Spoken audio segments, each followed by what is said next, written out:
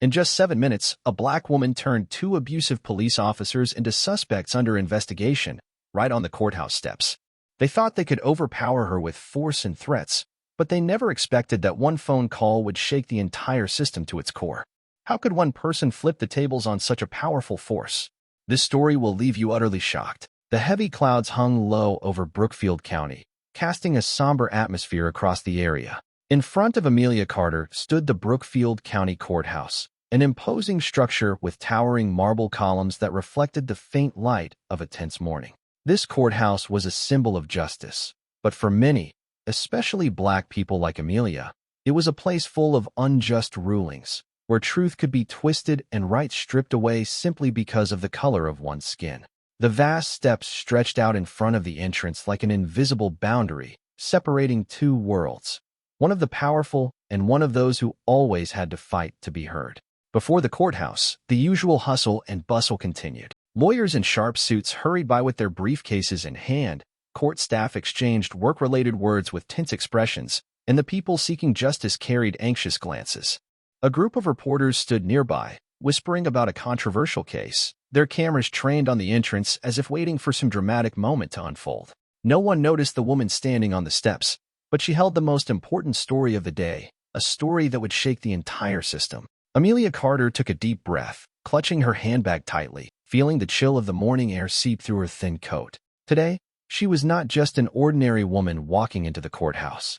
She was an aunt, a protector, someone fighting for her nephew, Nathan Carter. Her 19-year-old nephew, a literature student who always believed in fairness, was facing a trial that should never have happened. He had participated in a peaceful protest against police violence, but when the situation escalated due to a group of radicals destroying a store, the police had cracked down on all the black youth present. Nathan, though not involved, was arrested as a troublemaker. Amelia still vividly remembered that phone call late that night. Nathan's trembling voice echoed through the phone, carrying a fear she'd never heard before. "Aunt, they arrested me. I didn't do anything. I was just standing there." Those words had haunted Amelia for days, preventing her from sleeping. She knew exactly how the system worked. Black boys like Nathan rarely received fairness. They were treated like criminals even before they had their day in court. Without someone fighting for them, they could easily be crushed by the merciless machinery of the law. Today, Amelia was here not just to attend Nathan's hearing, but to fight. She knew the road ahead would not be easy, but what she didn't know was that in just a few minutes, she would be facing not just an unjust trial, she would be confronting a force far more dangerous. The courthouse steps before her would not only be where she would step to seek justice, but also the battleground where she would take on those who believed that power was theirs alone and that a black woman could do nothing to change that. But they were wrong. Amelia Carter approached the courthouse doors when suddenly an arm shot out and blocked her chest, forcing her to stop. She looked up, her eyes meeting a dark blue uniform with a shiny badge pinned to the chest. Patrick Reeves, a tall, white officer with narrow eyes and lips always curled as if mocking, stood directly in her way. He didn't need to be polite, nor did he hide the contempt in his gaze. "Where's your paperwork?" His voice was blunt, condescending, as if Amelia weren't a citizen entitled to walk in, but some homeless person who should be chased away. Beside him stood Henry Dawson, large, broad-shouldered like a bull, his arms crossed, wearing a smug, mocking grin. Amelia furrowed her brow, trying to keep her calm despite the anger bubbling in her chest. "This is the courthouse. I'm here for my nephew's hearing," she said slowly, her voice struggling to maintain composure, but inside, her blood was boiling. Dawson sneered, tilting his head slightly as if he'd heard something incredibly ridiculous. "Oh, is that so?" he drawled, pretending to think, then clicked his tongue. "One of the troublemakers, huh?" Reeves chuckled softly, glancing at his partner as if they'd just heard a great joke. "The ones shouting about justice. Don't they know justice is something they'll never get?" He sneered, his gaze at Amelia filled with challenge. Amelia felt her hands clench. They had no legitimate reason to stop her, no rule requiring her to show her papers at the entrance. This was just a dirty game, a power play that these two enjoyed carrying out with people like her. She took a deep breath, forcing herself not to explode. "I'm not obligated to show you any papers here," she said, her tone still calm but her eyes sharpening. Reeves raised an eyebrow, feigning surprise. "Oh, did you hear that, Dawson? She thinks she can talk to us like that." Dawson laughed loudly, his laughter dripping with mockery. "Well, Looks like we've got ourselves a stubborn one today. Neither of them moved, neither allowed her to pass, despite having no legal grounds to stop her. Reeves took a slow step closer, almost pressing against Amelia. You think you can just come here, strut around like you're somebody? His breath hit her face, smelling of bitter coffee and stale cigarettes, making her feel disgusted. Let me tell you something, he said, his voice dropping in a threatening tone. Women like you, black women, think you can just scream a few words and change something. But let me remind you, the law here isn't meant for your kind. Dawson nodded, his lips curling in a crude smile. Exactly. You think just because you're here, your nephew's going to walk free? We know how to deal with people like him. A flash of anger ignited in Amelia's eyes, but she couldn't react rashly. She knew all too well that if she made one wrong move, if she even showed the slightest aggression, they would immediately grab her, twist her arms behind her, and throw her in jail without any legitimate reason. But this blatant humiliation made her feel sick. She wasn't just angry, she was furious, wanting to scream out in the courthouse for everyone to see the rottenness of the system. But she couldn't, not yet at least. Amelia tightened her grip on her handbag, feeling her nails digging into her palm. She stared directly into Reeves's eyes, not looking away, not afraid. You think you can stop me? She said slowly, her voice chillingly calm. Reeves raised an eyebrow, clearly displeased with her defiant attitude. Dawson spat on the ground, right by Amelia's feet. You can try, but I promise you'll regret it, he said, his voice tinged with amusement, as if he were waiting for her to explode. Amelia knew that if she did anything out of line, she would immediately be labeled a threat in their eyes, and when that happened, no one would protect her. A shiver ran down Amelia's spine as she realized she was standing before two men who could decide her fate right now, even though it was entirely unjust. But she couldn't back down, not today, not while Nathan was still locked up inside. She knew she had to play by their rules, at least until she could figure out another way. Amelia slowly pulled out her driver's license from her bag, never taking her eyes off the two officers in front of her. Reeves lazily took it, staring at it as if searching for a reason to refuse it. Dawson stood right beside him, clicking his tongue in annoyance. Well, it seems legit, Reeves said after a few tense seconds of silence. He handed it back to her, but just as she reached for it, he deliberately let it fall to the ground, watching as the card slid across the cold stone. Amelia stared at the license on the ground. A wave of fury surged within her, so powerful it made her breath heavy. Reeves and Dawson watched her, waiting to see how she would react. If she bent down to pick it up, they would see her as weak, as someone who accepted their insult. But if she didn't pick it up, they'd have a reason to keep her there longer. A moment of silence stretched on endlessly. Inside Amelia, her anger was burning brighter than ever, but she couldn't let them win. Not now. Not this way. Amelia slowly bent down, picked up the card, but when she stood up, she stared directly into Reeves's eyes, her gaze as sharp as a blade. Thank you, she said, her tone empty but heavy with meaning. Reeves smirked, but this time there was something uncomfortable in his gaze. Amelia didn't need to respond with aggression because she knew one thing. This battle was far from over. Reeves held Amelia's document between his fingers as if it were something filthy. He didn't rush to examine it, but instead slowly scanned her from head to toe, sizing her up as if she were a suspicious figure unworthy of standing before him. A smirk crept onto his lips as he lazily flipped the card, as though he were pondering something of great importance. You look a little tense, he said with a mocking tone, his eyes gleaming with amusement as he watched Amelia's jaw tighten. She could feel her breath growing heavier, but she couldn't let them see the fury rising within her. She wasn't afraid of them, but she knew they were waiting for a mistake, for any reaction that went beyond the line so they could justify making things even harder for her. I don't have time for this, Amelia replied, her voice trying to remain calm but betraying a sharp edge with every word. Reeves raised an eyebrow, pretending to be surprised, then turned to Dawson as if they were discussing a funny joke. Listen, Dawson, this lady thinks she has the right to talk to us like that. He scoffed while Dawson shook his head slightly, his arms still crossed. Time, something you don't have, Dawson said, his voice drawn out in mockery. He stepped forward, blocking the entrance without any intention of letting her pass. Amelia could feel a wave of anger surging through her veins, her fist clenching so tightly that her nails nearly dug into her skin.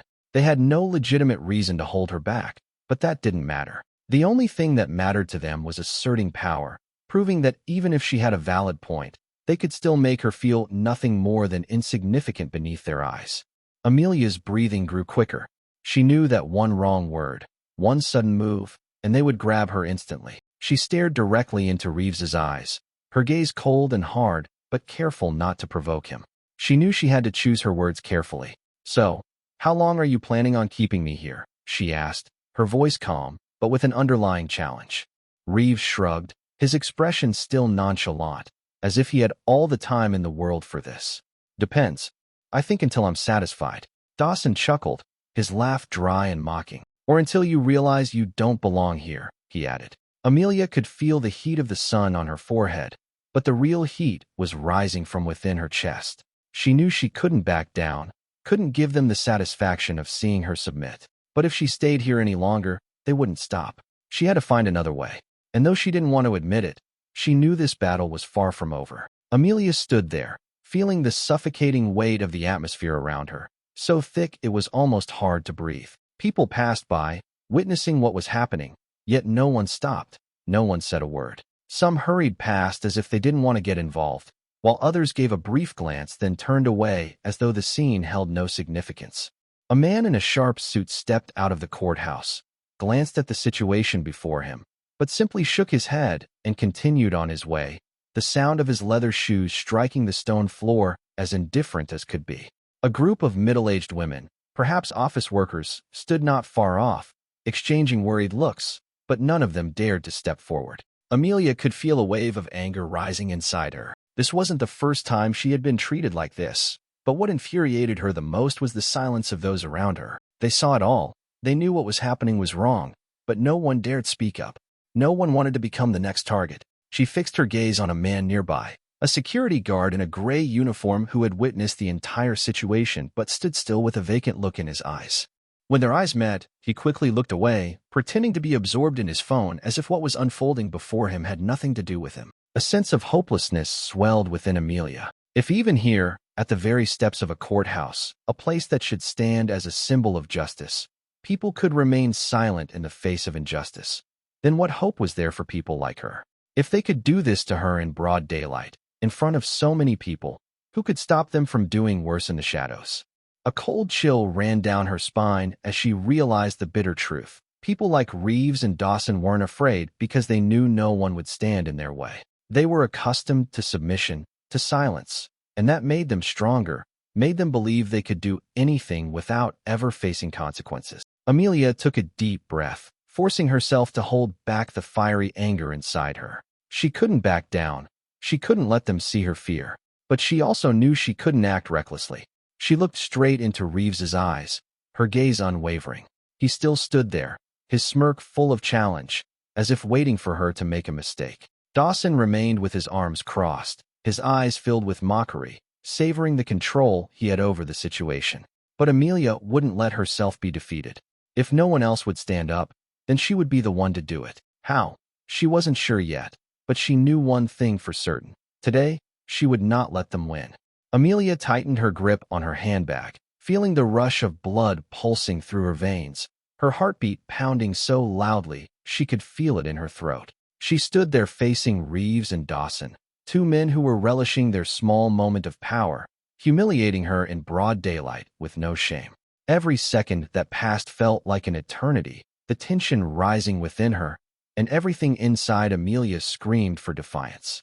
She wanted to shout, to expose their abuse of power right then and there, right in front of everyone passing by. But she knew that if she did, they wouldn't hesitate to turn her into the troublemaker, the out-of-control person they could easily handcuff and drag away without a second thought. She couldn't let them achieve that. But if she didn't resist right now, would she be allowing herself to become one of those silent bystanders she had always despised? She glanced around again, still met with indifferent faces, eyes that briefly looked in her direction and quickly turned away. No one stopped. No one opened their mouths. No one would help her. They saw everything. They knew what was happening was wrong, but no one dared to speak up. The chilling silence wrapped itself around her like invisible shackles, tightening, suffocating her. Amelia felt a surge of anger building inside her, so intense she could hardly contain it anymore. She looked at the people walking by, those who didn't stop, those who refused to look beyond their own sense of safety. If she didn't stand up now, if she didn't fight, what would happen to Nathan? And to all the others? Her eyes met the gaze of the man nearby, the security guard in the gray uniform. He had witnessed everything from the start, but remained frozen, his eyes vacant, showing no signs of concern. When their eyes met, he quickly looked away, pretending to be engrossed in his phone as if what was happening before him had nothing to do with him. A feeling of hopelessness surged within Amelia, as if all her efforts were being drowned in the cold silence surrounding her. If even here, at the very steps of a courthouse, a place that should symbolize justice, people could remain silent, unwilling to speak up, then what hope was there for people like her? Those who stood for what was right only to be shunned, ignored, and crushed in silence.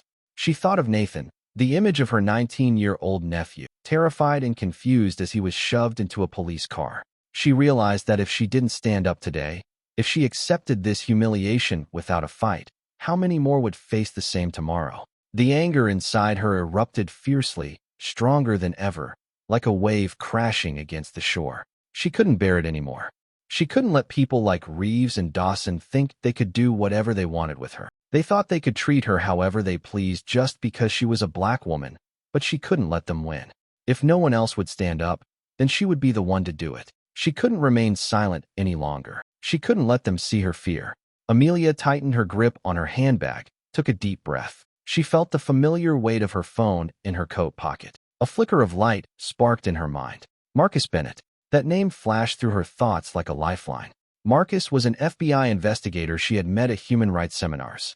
He was the type of person who wouldn't be easily intimidated, someone who wouldn't be swayed by greater powers, someone who believed justice wasn't just an ideal, but something that had to be defended through action. She clearly remembered the firm handshake he had given her, his deep voice strong and resolute when he said, "If anything serious happens, call me." At the time, Amelia had thought his words were just a promise, something that would never make a difference for people like her. But now, as everything around her was stretched to its breaking point, those words became a beacon in the darkness. She slid her hand into her coat pocket, feeling the phone there. She had made her decision. She couldn't back down. She couldn't remain silent anymore. She would call Marcus. This was no longer a personal issue. It was a much bigger fight, and she was going to be the one to light the first spark. She would not let them win. Amelia gripped her phone tightly as she pushed through the heavy courthouse doors, the chill from the interior quickly enveloping her, but it couldn't extinguish the fire still raging in her chest. The weight of the situation was unbearable, but there was no turning back now. Her fingers hovered over the screen, paused at the name Marcus Bennett. Her heart pounded harder, not from fear, but from the realization that once she dialed, everything would change. This wasn't just about her anymore. This wasn't just the humiliation she'd endured at the hands of two officers. This was a declaration of war. She took a deep, steadying breath, her knuckles white as she pressed the call button. The phone rang once, twice, stretching out the tension with each agonizing second. Then finally, the familiar, steady voice of Marcus Bennett echoed through the line. "Bennett here." Just hearing his voice made her feel a little steadier. But as soon as she opened her mouth, the anger that had been simmering in her gut surged up again. "Marcus, I need you right now," she said, her voice low, controlled, but thick with emotion. She didn't wait for him to ask questions. She couldn't. She poured it all out. From the moment those two white officers had blocked her path, the way they had mocked and threatened her with no cause, to the cold indifference of the people around her standing by and doing nothing, to the realization that this wasn't just about a single act of injustice. This was about a system that allowed people like her to be crushed underfoot. There was a brief silence on the other end of the line, and for a second, Amelia thought she could feel the weight of his attention on her. She could practically feel the gears turning in his head, considering what she had just said. Finally, his voice came through, colder than usual, a steely edge creeping into it. "This isn't going to be simple," he said, and the words hit her harder than she expected. "Brookfield County isn't the kind of place you mess with. But based on what you've told me, this sounds like part of something much bigger." He paused again, and she could almost hear the quiet deliberation in his voice as he chose his next words carefully. "Let me see what we can do." Amelia's grip tightened around the phone, and a cold shiver ran through her as his words sank in. She knew the storm was coming. It was no longer a question of if, it was a matter of when. She could feel it creeping up on her, the intensity rising with every second that passed. She wasn't sure how far this would go, but one thing was clear. Once Marcus and the FBI got involved, this would no longer be about just her and the two officers. This would become a fight of much larger stakes, a battle she hadn't ever imagined she would lead. But now, standing in the cold courthouse, her heart racing and her pulse pounding, she knew there was no turning back. No more silence. No more submission. She would fight, not just for herself, but for everyone who had been silenced, oppressed, and humiliated before her. As the phone call ended and the silence settled around her, the weight of the decision pressed down on Amelia. This wasn't the small act of defiance she had been contemplating in her mind for hours. This was something bigger. This was the beginning of a real fight, a fight that would ripple out, a storm that would shake the foundation of everything she knew. And though part of her was terrified of what would come next, another part, the part that had been silenced for far too long, was ready to face it head-on. She took another steadying breath and stepped further into the courthouse, her resolve hardening. This wasn't just about confronting two rogue officers anymore. It was about standing up to a system that had allowed this to happen in the first place. Today, she would make them listen. Amelia sat silently in the living room of her small apartment, the worn wooden table before her reflecting the dim light of the late afternoon. Her fingers subconsciously drummed on the table's surface, a rhythmic tapping that echoed the deep thoughts swirling inside her. The call with Marcus had ended hours ago, but his words lingered in her mind like a shadow, a constant reminder of the weight she had just set in motion. This isn't going to be simple. She had known that from the moment she'd made the decision to involve him. She had known she was stepping into something bigger than herself, something that extended far beyond the humiliation she'd endured outside the courthouse. But never, not in her wildest imagination, had she thought that just a few hours after their conversation, the FBI would be involved. The next morning, as Amelia was preparing to leave for Nathan's lawyer's office, she heard the unmistakable screech of tires. The black SUV pulled up in front of her apartment, and a chill ran down her spine as she watched the vehicle come to a stop. She froze for a moment, her breath catching in her throat. Marcus Bennett stepped out from the driver's seat, tall and purposeful. Behind him, 3 men in dark suits followed, their movements sharp, efficient, their eyes steely and cold. This was no longer a personal investigation. This was a federal operation. "We need to talk," Marcus said, his voice no longer the calm, reassuring tone she had grown accustomed to. Today, it was firm, with a weight of gravity that made the hairs on her neck stand up. The look in his eyes was different, serious, determined. He wasn't just her contact anymore. This had become something much larger than either of them. Amelia stepped aside, her pulse racing, as she led them into her modest apartment. The door closed behind them, and she could feel the air in the room change, the tension thickening. The weight of what was unfolding pressed down on her chest like a physical force. One of the agents, James O'Connor, immediately set up a laptop on the small coffee table and began typing with quick, practiced movements. Another agent, Lisa Monroe, opened a thick file, the sound of paper rustling filling the quiet room. "We've checked the records on Reeves and Dawson," Lisa said, her voice cutting through the heavy silence. It was sharp, precise, every word deliberate. "And what we found, well, it's not surprising." She pushed the file toward Amelia, her eyes never leaving her face. "They're not just two rogue cops enjoying a little bit of power. They're part of something much bigger."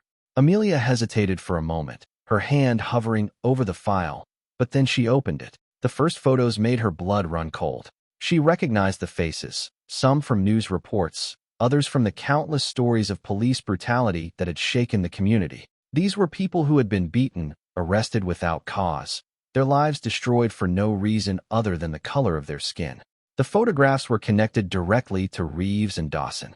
"We've found dozens of complaints against these two," James said, his gaze never leaving the laptop screen. "But the strange thing is, none of those complaints ever went anywhere. Most were dismissed outright, never even properly investigated." His fingers clicked rapidly across the keyboard, bringing up more files. "But it doesn't stop there," he continued. "There's a pattern here, something larger. Their superiors have been covering for them." Amelia felt the anger rise in her chest.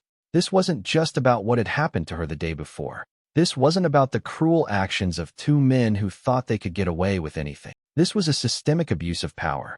Reeves and Dawson weren't just 2 rotten apples. They were being protected. They were part of something much larger, a network that allowed them to operate without fear of consequences. That's why they had no hesitation in humiliating her in front of everyone, right outside the courthouse. They believed no one could touch them. Lisa leaned forward, her face etched with seriousness. She slid another piece of paper toward Amelia, the weight of the moment hanging heavily between them. "We want your help," Lisa said. "You're the only witness we have right now. If you're willing to give us an official statement, we can push forward with this investigation." Amelia looked down at the document before her, her mind racing, 1,000 thoughts running through her head. This was no longer just a personal matter. It was something much bigger. This was a chance to expose the truth, to bring these men to justice, to make them face the consequences of their actions. But Amelia knew that once she signed that paper, there would be no turning back. This was no longer just about her own fight. It was about something much larger, a fight for justice that would affect the lives of everyone in her community. She looked up, her eyes locking with Marcus's. He stood across from her, his expression serious but unwavering. "If I do this," she said, her voice low and deliberate, "can I be sure that Reeves and Dawson will be held accountable for what they've done?" Marcus exhaled a deep breath, his gaze unflinching. "We will do everything in our power to bring them to justice," he said. "But you need to understand, this will not be an easy battle. These men have power, and they will fight to keep it." Amelia looked around the room, the weight of the moment settling deep in her chest. She knew Marcus was right. This wasn't going to be simple. It wouldn't just be a matter of making a few phone calls or filing a report. This would be a long, hard fight, a fight that would take everything she had. But the anger burning inside her, the outrage she had felt in that courthouse, in her apartment, and in the countless stories of others like Nathan, gave her the strength she needed. Finally, she reached out, picked up the pen, and signed the statement. The pen was heavy in her hand, but she held it steady. Her signature was firm, the decision irrevocable. She could already feel the weight of the fight ahead, but it was a weight she was ready to carry. "I'm ready," she said, her voice low but resolute. "Let's do this. Let's make them pay for what they've done." The Brookfield County Courthouse, a place that typically exuded power and order, was different that day. It wasn't the usual hum of legal proceedings inside that created this change in atmosphere. It was the unexpected arrival of federal investigators. The FBI had arrived. A black SUV rolled up sharply in front of the courthouse entrance, its tires screeching as it came to a halt. The door opened, and Marcus Bennett, flanked by 2 other agents, stepped out with an air of authority that could not be ignored. They didn't need to make any grand displays of force. Their presence was enough to unsettle anyone who had something to hide. As the trio walked toward the entrance, Marcus's gaze swept over the area, his eyes locked briefly on Reeves and Dawson, still in uniform, standing by the entrance asserting their dominance in their familiar environment. The 2 officers stood there, a silent claim to power and control over everyone in their path. But as soon as they saw the FBI agents approaching, something flickered in their eyes, an instant of recognition, then caution, then the smallest hint of confusion. Reeves quickly glanced at Dawson, but then, almost by instinct, his smug expression returned. They had always been in control, had always believed they were untouchable. But this time, it was different. Marcus didn't give them time to collect themselves. With the quiet confidence he always exuded, he walked straight toward them, not hesitating for a moment, his every step filled with purpose. He reached into his jacket pocket and pulled out his FBI badge, holding it firmly in front of him. "Patrick Reeves, Henry Dawson," he said, his voice calm but razor-sharp, cutting through the thick air like a knife. "You 2 will be answering some questions about complaints related to civil rights violations." There was no hint of threat in his voice, but the words carried so much weight that the entire lobby seemed to fall into a hush. The courtroom, typically filled with chatter and murmurs, was now completely silent. Reeves blinked, his eyes betraying a momentary flicker of uncertainty before he quickly masked it. He tried to maintain his usual arrogant composure, but Dawson wasn't able to hide his outrage. His lips curled into a sneer, and he gave a mocking laugh, though it was forced, unnatural. "What the hell is this?" he spat, his arms crossing over his chest in a defensive posture. "You think just because you've got that badge, you can come in here and order us around?" His voice boomed louder than necessary, intentionally projecting so everyone in the lobby could hear, as though he was trying to reassert control and intimidate those who might have been watching. He wanted to remind everyone who he was, who they were. But this time, no one echoed his bravado. Marcus's face remained impassive. He took a small step closer, his eyes never leaving Reeves, and his voice dropped an octave yet still carried immense authority. "We don't need to speculate," he said, the words laced with cold certainty. "We have witnesses. We have evidence. And we have federal jurisdiction to bring this matter up to higher authorities. But if you two want to challenge the power of the federal government, go ahead." The words sliced through the tension in the air, so cold and sharp that it felt as if time itself had frozen for a moment. Dawson's smile faltered. The anger he had been projecting now seemed forced, his confidence cracking. Reeves, too, found it harder to maintain his usual calm demeanor. These two men, so accustomed to having control over every situation, were now suddenly placed under scrutiny. For so long, they had been able to abuse their power with impunity. They had been able to block people, intimidate them, humiliate them, and it had always worked. But now, faced with the raw truth of their actions and the weight of federal investigation, they couldn't keep up their facade of invincibility. A few steps away, another officer who had previously been chatting with Reeves and Dawson, perhaps sharing a few laughs, suddenly turned his gaze away, unable to meet the eyes of the agents who were now taking over the situation. The sense of discomfort was palpable, and for the first time in a long while, it seemed like those who had stood with Reeves and Dawson were beginning to realize the depth of what was happening. No one in the room was laughing now. Amelia stood quietly in the corner of the lobby, watching it all unfold. She didn't speak, but a small sense of relief washed over her. She had been humiliated. She had faced injustice time and time again. But today they were the ones who had to answer. She had longed for a moment like this. But even as it played out before her eyes, she couldn't help but feel a sense of dread creeping in. This was just the beginning. She knew Reeves and Dawson would not go down without a fight, and she knew that the forces protecting them weren't going to be easy to dismantle. This battle was going to be long, and she would have to be prepared for whatever came next. Marcus's voice broke through her thoughts as he turned toward Amelia, his expression softening ever so slightly. "It's not over yet," he said quietly, as if to remind her of the weight of what had just begun. Amelia nodded. Though she knew the road ahead wouldn't be easy, it was a road worth walking. Reeves and Dawson stood there, their earlier bravado shattered, unable to maintain their usual control. It wasn't just the presence of the FBI. It wasn't just the federal jurisdiction. It was the undeniable fact that they had been exposed. Their time was running out. The thick stack of files was placed on the table in front of Amelia, the weight of the paper pressing down on her like the burden of every injustice contained within them. The documents were dense with names, dates, and hastily written reports filled with the scrawled handwriting of police officers. Each one was more damning than the last. All of them carried the unmistakable mark of injustice. Lisa Monroe, the FBI agent, turned the pages methodically, her eyes sharp and calculating, her voice cutting through the tense silence as she read aloud their discoveries. Over the last 5 years, more than 30 black young men have been arrested on baseless charges, most of them for resisting arrest or damaging public property. She paused, turning to another page. But upon reviewing the evidence, we found that most of these arrests had no legitimate evidence to back them up. Amelia leaned forward in her seat, her eyes scanning the names quickly, searching for some sign of familiarity. Some of the names were ones she'd heard before, victims from protests, names that had circulated among human rights groups. But others were strangers, victims swallowed by the system without anyone ever knowing their stories. She swallowed hard, her throat dry, the weight of what she was reading starting to settle deep into her chest. She felt a cold shiver run down her spine. "How many of them were released?" she asked, her voice strained, the raw anger threatening to break through. Lisa closed the file for a moment, as if gathering herself, before letting out a quiet, frustrated sigh. "Not many," she answered, "and some of them are still locked up." Marcus Bennett, who had been leaning back in his chair with his arms crossed, finally spoke up. His voice was calm, but there was an edge to it now.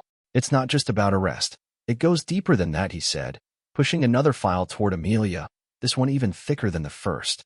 "Reeves and Dawson didn't just arrest people indiscriminately. They've been intimidating witnesses, altering reports, and fabricating evidence to cover up these illegal arrests." He pointed to a page in the file with Dawson's signature. "We verified some of the cases. The initial witnesses stated they didn't see the suspects doing anything wrong, but after being interrogated by Reeves and Dawson, their testimonies mysteriously changed." Lisa picked up the thread. "What we're talking about here isn't just a few bad officers making poor decisions.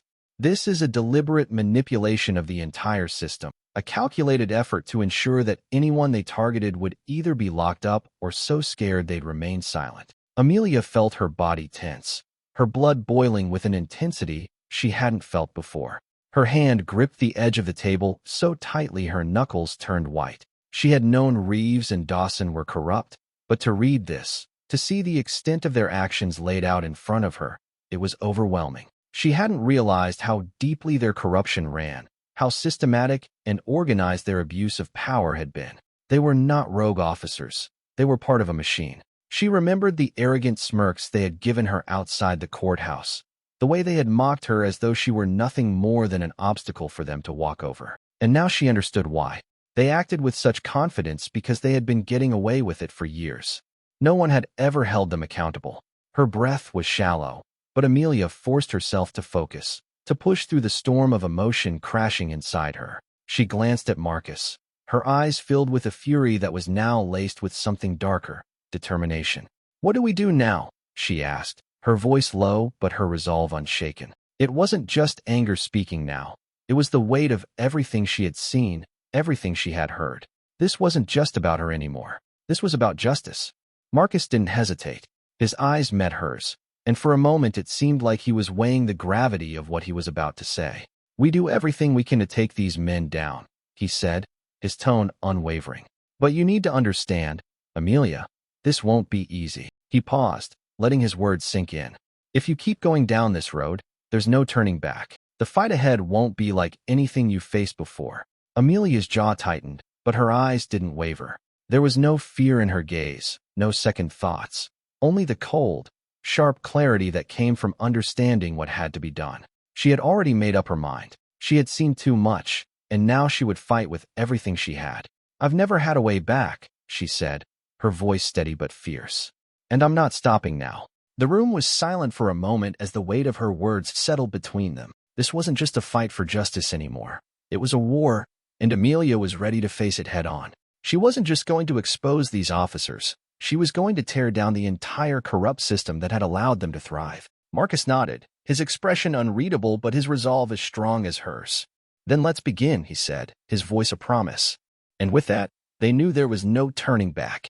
The battle had begun, and Amelia was ready to see it through to the end. The trial of Reeves and Dawson unfolded at the Brookfield Federal Courthouse, a venue that had never witnessed such a momentous event. Since early morning, hundreds of people had gathered outside, their faces filled with a mixture of hope, anticipation, and disbelief. Some were holding signs demanding justice, while others had come simply to witness whether the legal system would stand on the side of right or continue to protect the powerful. Journalists crowded the entrance, their cameras aimed in every direction, prepared to capture every significant moment. For the first time, those who once held absolute power were now the ones being judged. Inside the courtroom, the tension was palpable. It felt as though the very air in the room could be sliced with a knife. Reeves and Dawson sat at the defendant's table, their once impressive suits doing little to mask the anxiety that seemed to have taken over them. Gone was the arrogant smirk, the condescending gaze they had worn when they had faced Amelia outside the courthouse. This time, every eye in the room was on them, and not a single person in that courtroom was on their side. The courtroom doors opened, and Judge Harriet Devo, known for her unyielding stance on civil rights violations, walked in. The room fell silent as she took her seat, her gavel hitting the bench with authority. "This court is now in session," she declared, her voice calm but firm, as she banged the gavel to officially begin the proceedings. Witnesses began to step up to the stand one by one. They were the ones who had been unjustly arrested by Reeves and Dawson, victims of police abuse and corruption. A middle-aged man, his suit worn and frayed at the edges, took the stand. His eyes were burning with intensity, his hands shaking slightly as he recounted his ordeal. "They destroyed my life," he said, his voice rough but powerful, echoing in the hushed room. "I was thrown in jail for a crime I didn't commit. I lost everything, my job, my house, my family, all because these two needed another statistic to add to their report." His words struck like a hammer, reverberating in the hearts of everyone present. Next, a young woman stepped up, her voice breaking with emotion. Tears streamed down her face as she recounted her story. "I lost everything because of their false accusations," she said, her voice choked with anguish. I was just on my way home from my night shift when they pulled me over because of the color of my skin. They treated me like a criminal. They beat me, threw me to the ground, shoved me into the police car like an animal, and all because I didn't cooperate the way they wanted. Her testimony sent a ripple of shock through the courtroom, shattering the illusion of authority that Reeves and Dawson had long held over their victims. Amelia sat at the back of the courtroom, her hands tightly gripping the armrests of her chair. Her fingers were white from the pressure, her entire body tense as the victims spoke their truths. She had known the horror stories about Reeves and Dawson, but hearing them from the victims' mouths made the injustice feel even more visceral. Each story made her blood boil anew as she realized that this wasn't just about a couple of rogue officers. It was a systemic abuse of power, a deeply entrenched culture of oppression that had been allowed to flourish for far too long. Reeves and Dawson's defense attorneys tried to argue their case, offering weak and disjointed counterarguments. But it was clear that nothing could mask the undeniable truth. The evidence against the two men was overwhelming. Video footage from witnesses, damning reports uncovered by the FBI, and consistent testimonies from victims who had been wronged by them. There was nowhere for them to hide. As the final witness took the stand and gave their statement, the tension in the courtroom reached its peak. The air felt thick, suffocating with anticipation. Finally, after hours of testimony, Judge Devo adjusted her glasses and looked down at the two defendants, her eyes as cold and unyielding as steel. The gavel came down with a resounding thud, and her voice rang through the room, crisp and authoritative. The court finds sufficient evidence to bring the defendants to trial on charges of civil rights violations, abuse of power, and evidence tampering. The courtroom erupted. Some of the spectators wept tears of relief and joy, while others clenched their fists, unable to believe that the moment they had waited for had finally come. Justice had been served. For the first time in years, it felt like the system might actually work as it was meant to. But amid the cheers and the noise, Reeves and Dawson said nothing. Their faces were pale, stripped of the arrogance that had once defined them. They sat there in stunned silence, unable to speak, their smirks long gone. For the first time in their lives, they weren't the ones calling the shots. They were merely defendants sitting in judgment, awaiting their fate. Amelia didn't smile. She didn't feel victorious, not yet. She knew this wasn't the end of the fight. The road ahead would be long, and there were still powerful forces behind Reeves and Dawson. But the victory in that courtroom was a necessary first step. This was just the beginning. Her hands, still clenched in tight fists, slowly loosened as she took a deep breath. There was still much to be done, but for the first time in a long while, the scales of justice were tipping in the right direction. She turned to Marcus Bennett, who stood behind her, his expression a mixture of resolve and quiet satisfaction. "This isn't over, is it?" she asked quietly, knowing that the fight was far from finished. Marcus looked down at her, his eyes filled with a steady determination. "No, Amelia. It's just the beginning," he replied. "And we're not stopping until justice is truly served." Amelia nodded, the weight of the moment settling in. She would not rest, not until those who had been wronged by this broken system received the justice they deserved. The battle had only just begun, and she was ready to face whatever came next. Amelia walked slowly down the courthouse steps, the sunlight filtering through the trees and casting dappled shadows on the pavement. She could feel the cool breeze on her face, a stark contrast to the suffocating heat of the days before. The sky today was clearer, bluer than it had ever been before, as though the world itself was breathing a sigh of relief, finally letting go of the heaviness it had carried for so long. It was a far cry from the oppressive, overcast sky she'd seen the day she was blocked at the courthouse entrance by the men who thought they could act with impunity. But today, everything had shifted. Today, justice had spoken. Nathan walked beside her, his hand firmly grasping hers. His touch was steady and reassuring, a silent promise that the road ahead, no matter how difficult, would be one they would walk together. His grip tightened ever so slightly, as if to remind her of everything they had overcome. He didn't need to say a word because his eyes spoke volumes. Relief, gratitude, and perhaps most of all, hope. He had witnessed the cruelty of a system that had failed him and so many others. But today he had also seen the power of standing up, of fighting back, of finding a voice and using it to change the course of their lives. Ahead of them, a crowd had gathered, the people who had followed the case from the very beginning. They were the ones who had suffered, who had endured the same injustices but never had the chance to fight back. Some of them had been there during the protests. Others had heard about the trial through the news or from friends. All of them, in one way or another, had been touched by the systemic failures that had allowed men like Reeves and Dawson to act with such brutality. And now, they were here to bear witness to the change that had begun. When Amelia and Nathan appeared, there was an eruption of applause. It wasn't thunderous, not the loud, overwhelming sound one might expect from a victory, but it was warm and sincere, the kind of applause that comes from a shared understanding, from a community bound together by the same struggle. It was a quiet recognition of the long road they had traveled and the even longer one still ahead. Some people cried. Others stood with clenched fists, their faces full of disbelief, as if they couldn't quite believe that justice was finally starting to find its footing. But it was real. An older woman, her face lined with years of experience and struggle, made her way through the crowd. Her steps were slow, deliberate, but when she reached Amelia, she grasped her hand with a surprising strength. "Thank you," she said, her voice thick with emotion. "Thank you for doing what so many of us couldn't." The words were simple, but they were heavy, laden with all the unspoken history of the pain and loss so many had endured without a voice. She looked into Amelia's eyes, and for a brief moment, there was a silent exchange between them, a connection, a bond forged in the fire of their shared fight for justice. Amelia felt a swell of emotion, but she swallowed it down, pushing the tears that threatened to form behind her calm exterior. She had known the truth about Reeves and Dawson for so long, but hearing these stories, hearing the gratitude and pain in the voices of the people who had been waiting for this moment, it was overwhelming. It reminded her that this wasn't just her fight. This was a fight for all the people who had been wronged, for those who had never had the chance to speak their truth. She inhaled deeply, feeling the weight of the moment settling in. This was a relief, yes, but it was far from the end. The official trial still lay ahead.